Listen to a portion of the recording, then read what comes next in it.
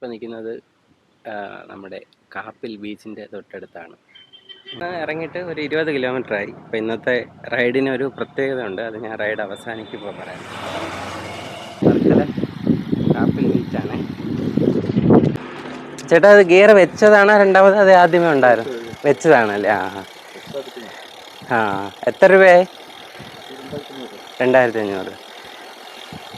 VSSLR അല്ലേ?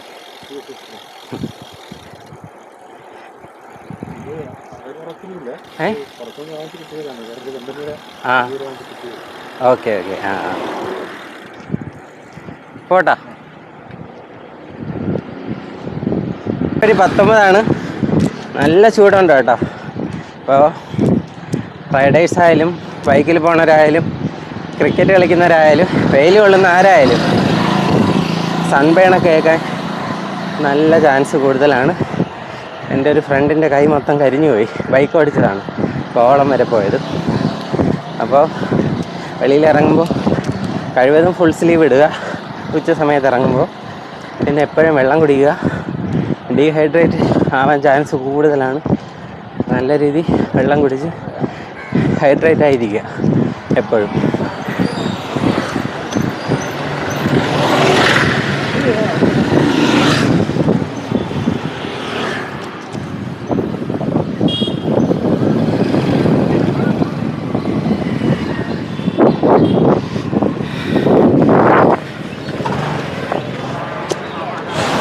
ഇന്നലെ പ്രേമല് കാണാൻ പോയി ഫ്രണ്ട്സ്.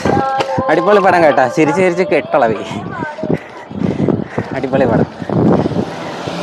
February 19 12 AM തിയേറ്ററിലായിരുന്നു.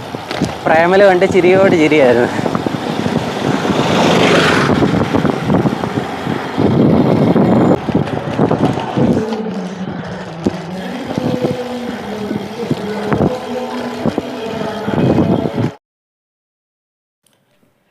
ഇന്നത്തെ റൈഡിൻ്റെ പ്രത്യേകത വേറെ ഒന്നുമല്ല, ഇന്ന് എൻ്റെ ജന്മദിനമായിരുന്നു, 41. അപ്പോൾ ഒരു 41 കിലോമീറ്റർ ചവിട്ടി. കറക്റ്റ് 41 കിലോമീറ്റർ ചവിട്ടി നിർത്തി. അത്രയേ ഉള്ളൂ.